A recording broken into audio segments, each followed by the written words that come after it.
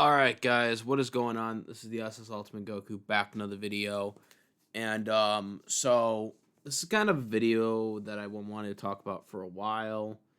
Um and it's something that really needs to kind of be talked about, really. I mean, we have a bunch of DBZ few DBZ YouTubers that have kind of talked about it.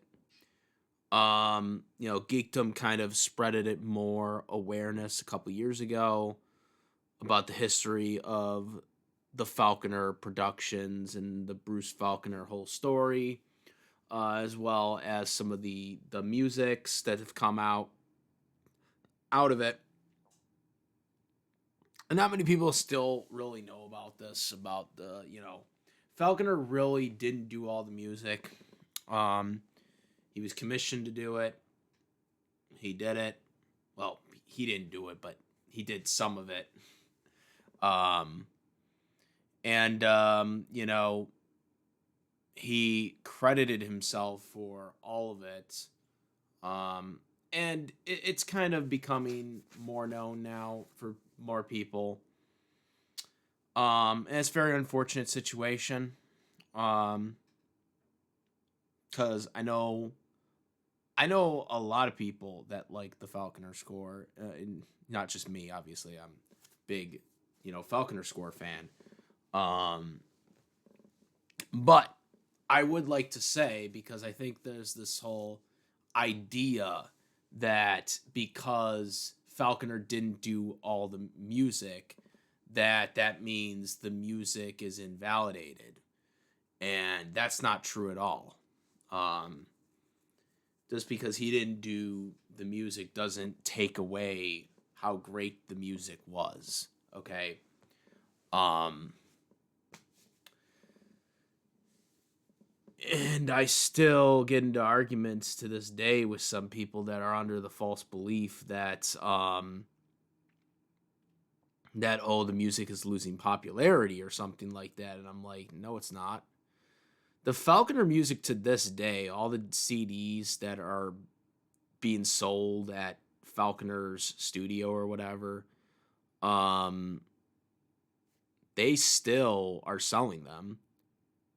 They're on Spotify. The music's on Spotify. They're on iTunes, iPhones. They sell them on iPhones still, like on the iPhone Music or whatever it's called.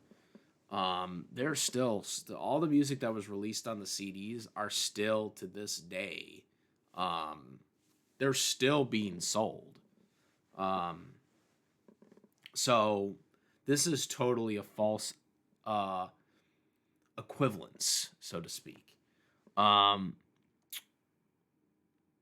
you know, now I've heard some crazy stories that has gone on over the years with how the Falconer music was produced. Um, you know, but again, all that's allegedly, and it's just happened years ago, and I was not there, so I'm not privy to anything that had happened. Um, but it's just really wild knowing what we know, at least the brief stuff that we know about, the music and whatnot. Um, so I will say one thing. Um, we're getting to all this. So I seen a video from Totally Not Mark, who made like a short YouTube video about this. Where is it? Give me right now. This guy right here. I don't. Okay, I just want to first say I don't know who this guy is. Now Totally Not Mark didn't plug this guy or whatever on this short or whatever, so I don't know who this guy is, but I can just tell you right now that this guy does not represent the Falconer Score fandom or DBZ American Soundtrack or Cape Mix Studio Score, whatever you want to call it at this point. Um, for the respect for the great Scott Morgan Julius DeBolse and Mike Smith, who did the majority of the Faulconer soundtrack, so to speak. The SSJ Live guys, as they have like a new cool band that I wish they would come out to my area, because I really would go see them, and I would really like to see them. But anyways, all right, getting to this whole thing with this guy here. He made like a short video, I guess, because I seen well, I didn't see his video, but I seen the video that totally not Mark made on this guy. And he basically, used his evidence for why the Faulconer Score was better because of some song or some like background music that was like in like one of the Gohan scenes or whatever from the movie, I believe, the recent movie Superhero. And he, claimed that this is the reason, but the problem is it was a remix from like fans that remixed some of the Faulconer Score songs. Now, I knew without even him telling me that it was a remix because, see, I'm an actual fan of the Dragon Ball Z, like, American soundtrack. I actually know the difference, for example, between the the Cell Perfect theme and the Cell Perfect remix theme that a fan made years ago. I know the difference from that. I knew the difference before anybody did because I remembered how the music sounded. You know what I'm saying? Because I'm an actual fan of the score. Okay, I actually know the difference between the remix and the original. As a matter of fact, if you guys remember one of the backyard wrestling days when I used to backyard wrestle, like this is back when I was in high school. When we used to backyard wrestle, we had our little guy called SC Punk come out to a theme that was very, very similar to the Cell theme. Don't you remember that? Yeah, I remixed that. But that was, again, with the original Cell score. That was not the remixed version. If you guys remember that. I don't know. Some of my OG subscribers probably remember those days. When we used to backyard wrestle on the EBW channel. But yeah, I did that. I did a remix thing for the theme song, where I used the actual Cell theme and I mixed it up with another song and stuff like that.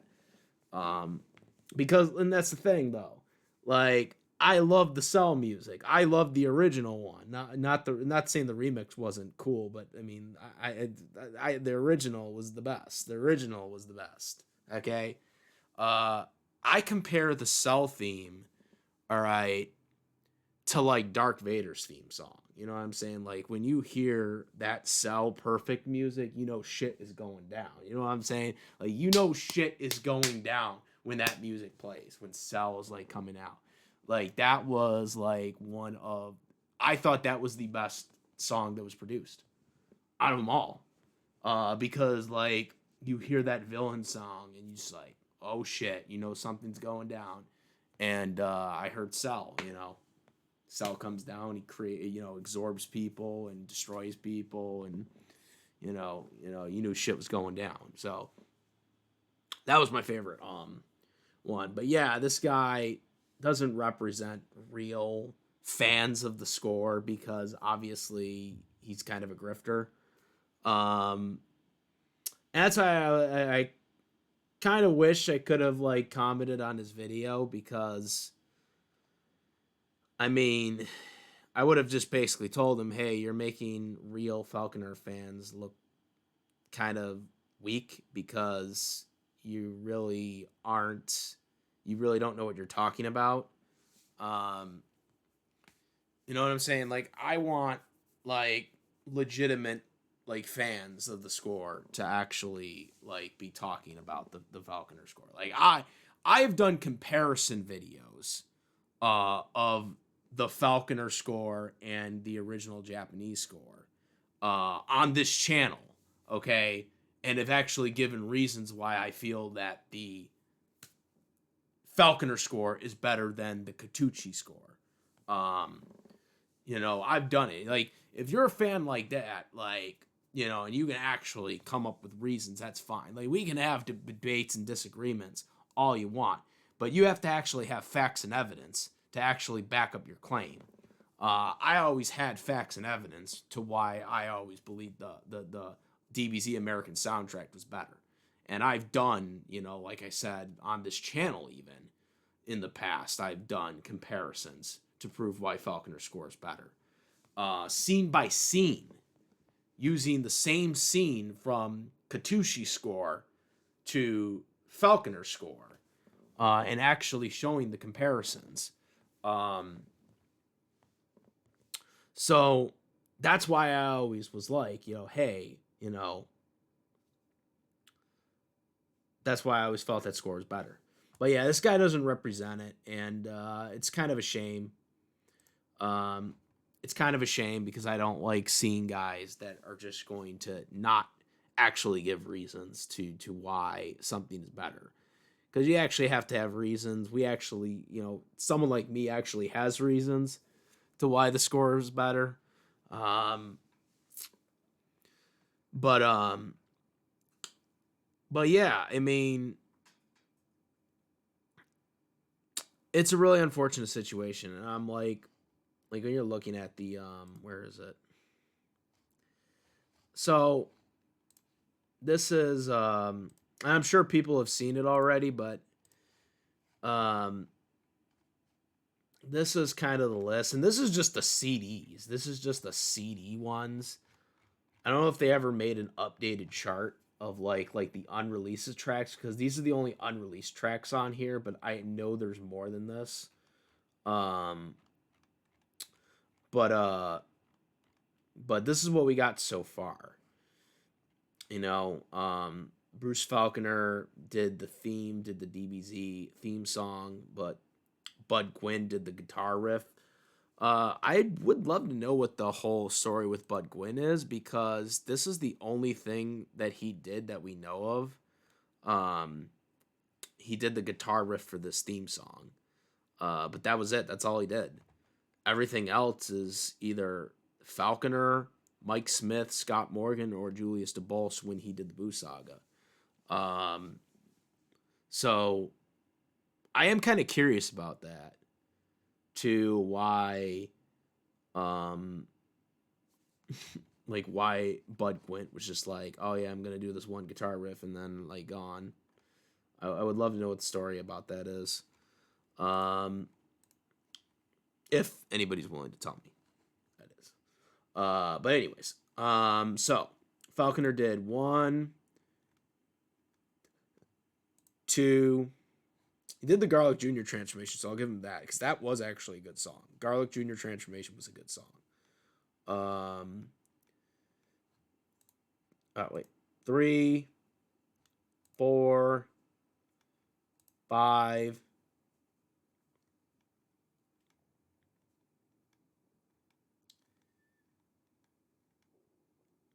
6. Well, kind of half there. Um, 7, 8,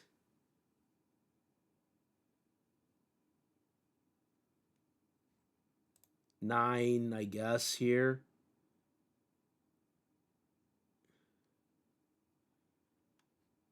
10. So he did 10 songs that we know of so far, because I know there's more than just this, by the way. So, hopefully there's I don't know if there's an updated chart, but I know that there's more than just this for unreleased tracks. So, if there's an updated chart, let me know. But he did 10, and 3 of them that we know of are like,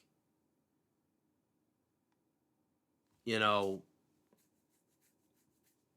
3 of them are like arrangements, or like, with other guys involved.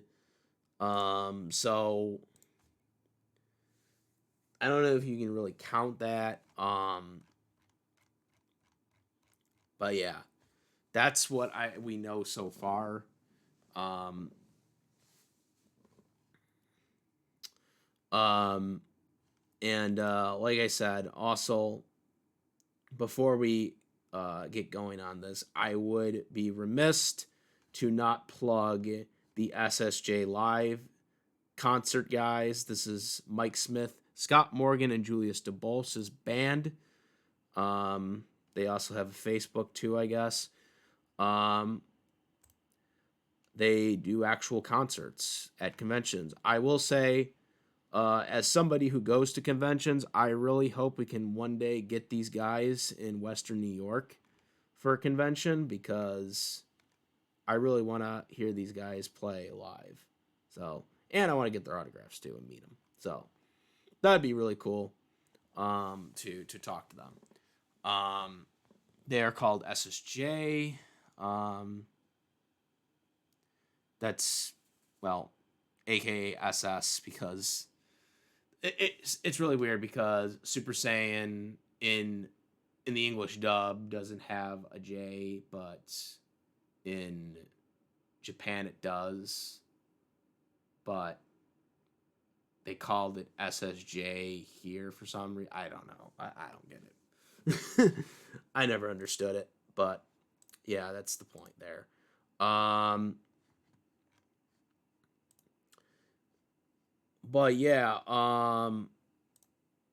But yeah, guys. I mean, in terms of the whole Bruce Faulconer story, um, does this mean the score is ruined? No, the score is not ruined just because Bruce didn't do the music. The music is still great regardless who did it. It doesn't change anything. It just means you guys have to credit the correct people. Which that's why obviously I'm plugging these guys because these guys are talented artists, musicians, and I really would like to see them one day at a concert. I'm being serious right now because you know getting to hear the music live from the people who actually did the majority of the music would be awesome. Um, so, but yeah, I mean, it doesn't change the music being great. It's just that it's really unfortunate that you know they weren't properly credited for it. Um,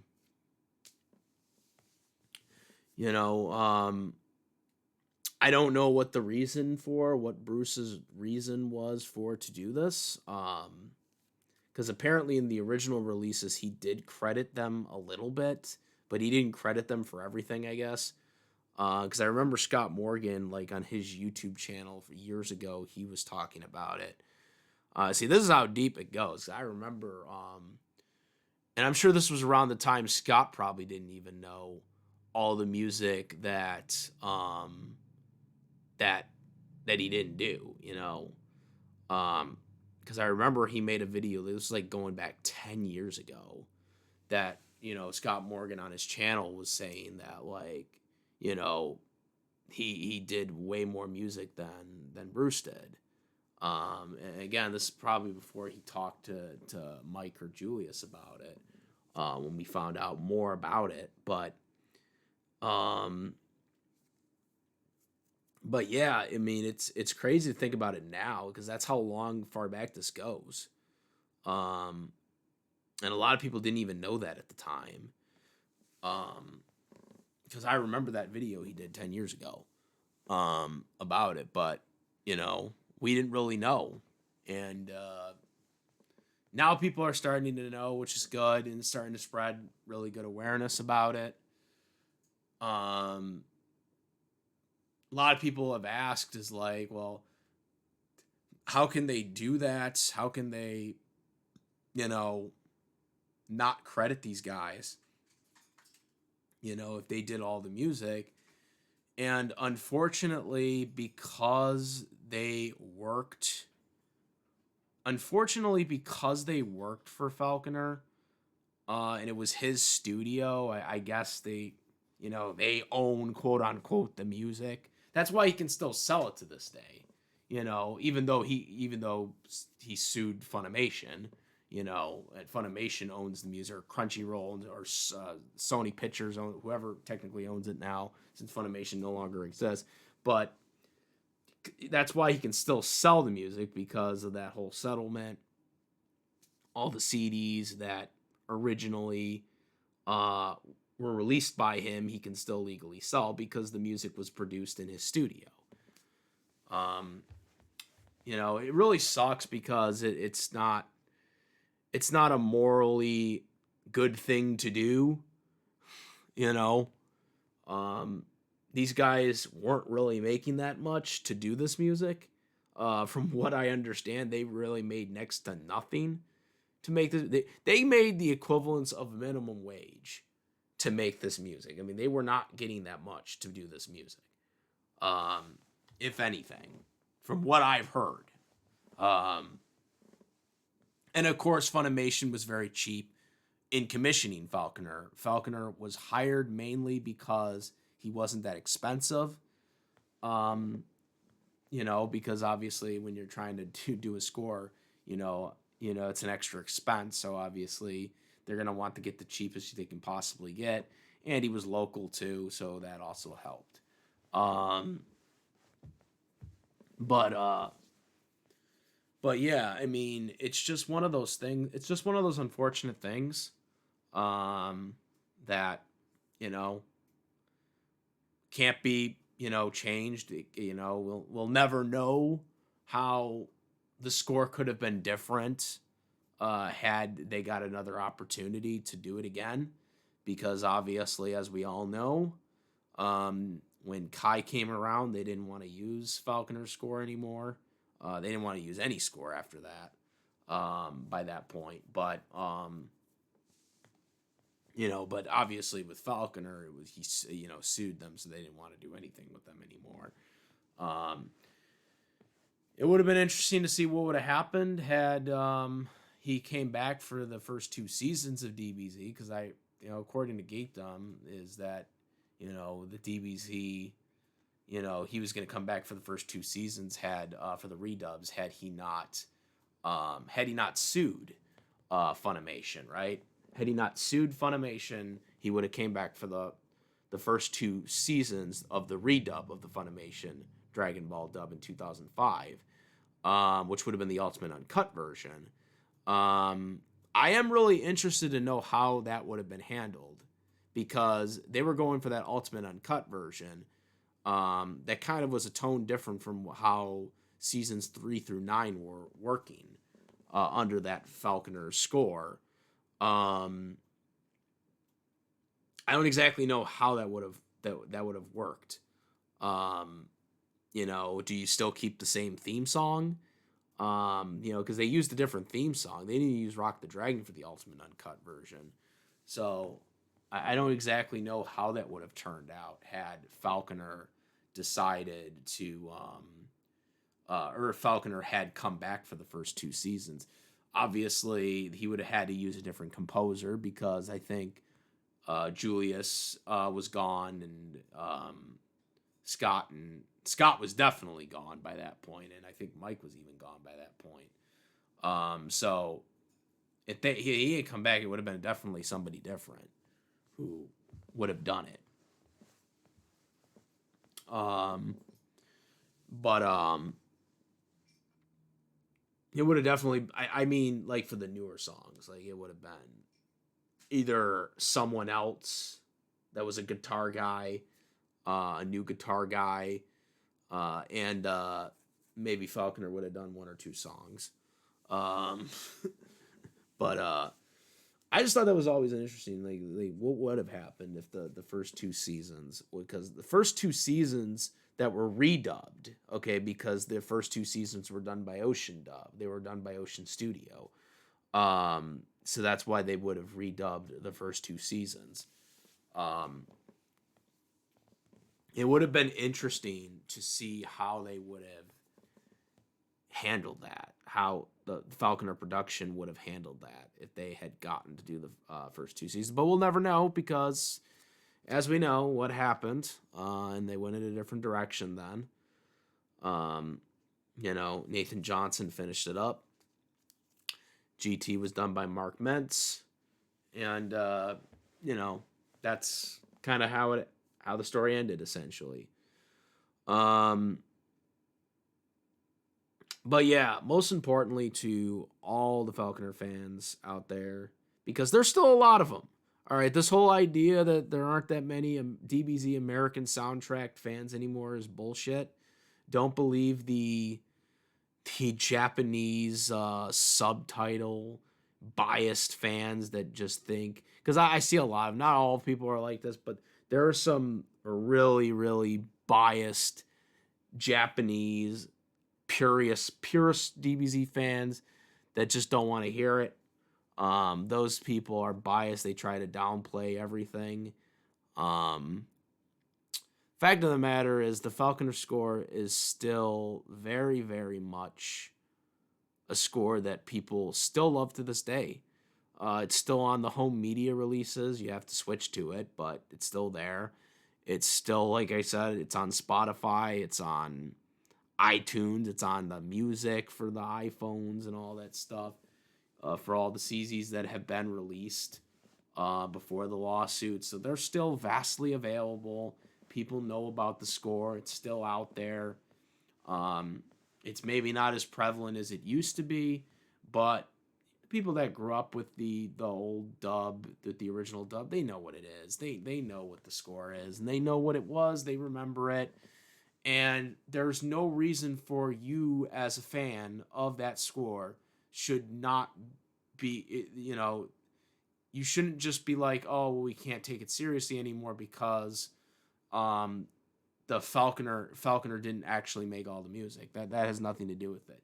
Just, praise the guys who actually did do the work. Like I said, go check out SSJ Live. They make some, obviously they do some great concerts at conventions. And hopefully one day, if they actually see this video, they can come to my area because I would love to see their dang concert. I still want to see their concert. One day, guys. One day. Anyways, that is it, guys. Thank you so much for this special video. I wanted to kind of talk about the Faulconer thing.